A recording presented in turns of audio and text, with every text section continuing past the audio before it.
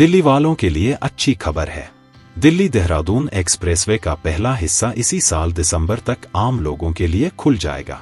ये हिस्सा अक्षरधाम से ईस्टर्न पेरिफेरल एक्सप्रेसवे तक का है। ये एक्सप्रेसवे खुलने से दिल्ली और यूपी के लोगों को रोजाना के ट्रैफिक जाम से बड़ी राहत मिलेगी। यह हिस्सा दिल्ली में गीता कॉलोनी, शास्त्री पार्क, सोनिया विहार और यूपी में विजय विहार, कासिम विहार और मंडोला से होकर गुजरता है। यह नया एक्सप्रेसवे दिल्ली और देहरादून के बीच की दूरी और यात्रा के समय को कम करके लगभग 2.5 घंटे कर देगा।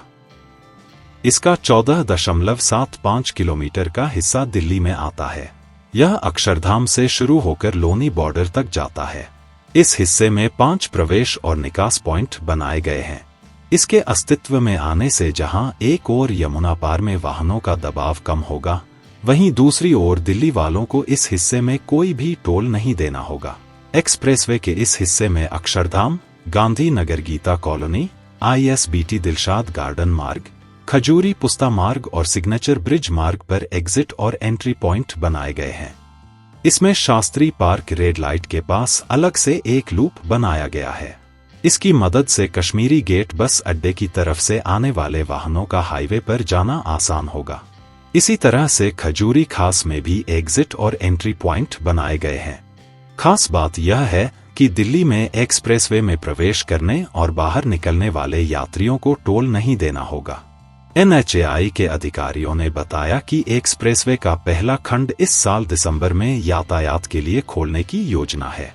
पहला खंड अक्षरधाम से शुरू होगा, जो ईस्टर्न पेरिफेरल एक्सप्रेसवे तक जाता है।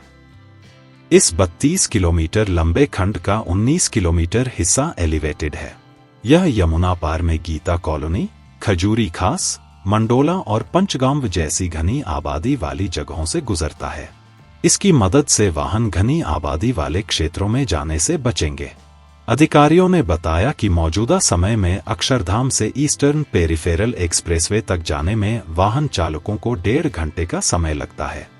एक्सप्रेसवे का पहला खंड शुरू होने से वाहन चालक 30 से 35 मिनट में यह दूरी तय कर लेंगे। यही नहीं, पूर्वी दिल्ली की विभिन्न सड़कों पर से 2 लाख के करीब वाहनों का दबाव कम हो जाएगा। दिल्ली देहरादून एक्सप्रेसवे पर जाने और निकलने की व्यवस्था शास्त्री पार्क के पास होगी। यहां पर कश्मीरी गेट से देहरादून जाने वाले वाहन शास्त्री पार्क के पास एक्सप्रेसवे पर जा सकेंगे। यूपी की तरफ से एक्सप्रेसवे से आने वाले वाहन शास्त्री पार्क के पास निकल भी सकेंगे। अधिकारियों ने बताया कि एक्सप्रेसवे के दिल्ली के हिस्से में एंट्री और एग्जिट पॉइंट इस हिसाब से बनाया गया है कि दक्षिणी, मध्य, उत्तरी और पूर्वी दिल्ली के वाहनों चालकों की आवाजाही आसान हो सके।